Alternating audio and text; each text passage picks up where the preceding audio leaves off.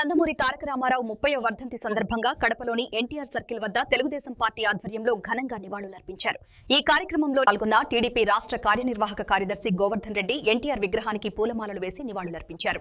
అనంతరం నిర్వహించిన mega blood camp లో పాల్గొన్నారు. ఈ సందర్భంగా గోవర్ధన్ రెడ్డి మాట్లాడుతూ అధికారంలో ఉన్నా లేకపోయినా తెలుగుదేశం పార్టీ కార్యకర్తల పార్టీ అని అన్నారు. కృష్ణ జలాలను కడప ప్రజలకు చేరువ చేసిన నాయకుడు ఎన్టీఆర్ అని, రాయలసీమలో అతిపెద్ద థర్మల్ పవర్ ప్లాంట్ ను కడప జిల్లాలో స్థాపించిన ఘనత ఆయనకే దక్కిందని తెలిపారు. ఎంతో మందిని ఎమ్మెల్యేలు, మంత్రులు, గవర్నర్ గా, ఎంపీలు, కేంద్ర మంత్రులుగా తీర్చిదిద్దిన ఘనత తెలుగుదేశం పార్టీకే దక్కుతుందన్నారు. పార్టీ వ్యవస్థాపకులు నందమూరి తారక రామారావు గారు ఇవాళ 30వ వర్ధంతి సందర్భంగా ఆయనకు కడప జిల్లాలో కడప పట్టణంలో ఎన్టీఆర్ సర్కిల్ లో ఘనంగా తెలుగుదేశం పార్టీ నాయకులు, కార్యకర్తలు ప్రతి ఒక్కరు కూడా నందమూరి అభిమానులు కూడా వచ్చి ఘనమైనటువంటి నివాళులు అర్పిస్తా ఉన్నారు.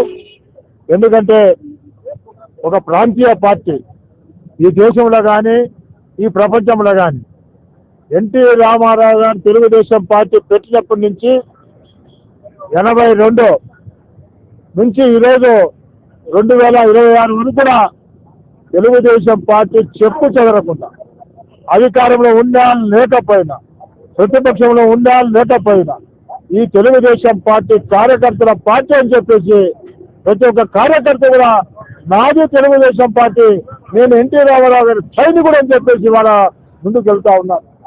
ఆ రోజు 83లో ఏ విధంగా ప్రపంచమో, 85లో ఏ విధంగా ప్రపంచమో, 94లో ఏ విధంగా ప్రపంచమో అటువంటి ప్రపంచనాన్ని తిరిగి నారా చంద్రబాబు నాయకత్వంలో 2024లో ఒక సునామీ సృష్టించినారు.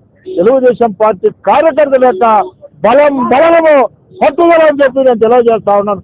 ఏదేమైనా సరే ఎన్టీ రామారావు గారు తెలుగుదేశం పార్టీ స్థాపించినప్పుడు కడప జిల్లా నాకు దత్తత పుత్రుడు, ఈ జిల్లాకు ఏదైనా చేయాలని చెప్పే ఉద్దేశంతో ఆయన ఒక మహత్తరమైనటువంటి ప్రణాళికలతో తెలుగు తీసుకొచ్చి కృష్ణా జలాలను కడప జిల్లా వాసులకు రుచి చూపించిన ఏకైక వ్యక్తి ఎన్టీ రామారావు అని చెప్పి తెలియజేస్తా ఉన్నాను.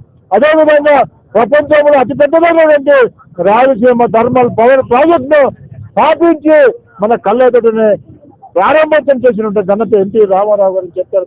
అదేవిధంగా దేశ రాజకీయాల్లో కూడా పార్లమెంట్ లో తెలుగుదేశం పార్టీ ప్రధాన ప్రతిపక్ష పార్టీగా 30 మంది ఎంపీలు గెలిచి ప్రధాన ప్రతిపక్ష పార్టీగా ఉన్నటువంటి సందర్భం చూసినాం.